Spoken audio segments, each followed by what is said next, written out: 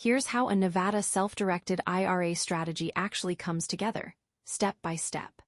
Step 1.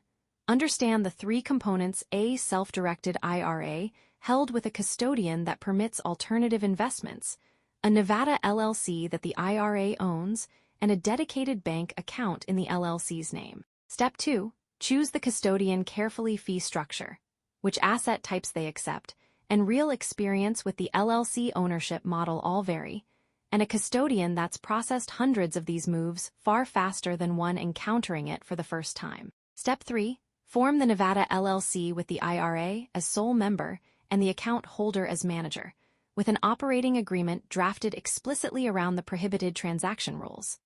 Step 4. Fund and operate the custodian transfers capital into the LLC's account, and from there, the manager deploys it into approved investments without routing each transaction back through custodian approval. Ongoing compliance isn't optional. Annual filings, correct handling of unrelated business income tax where it applies, and finances that stay fully separate from anything personal are what keep the structure legitimate over time.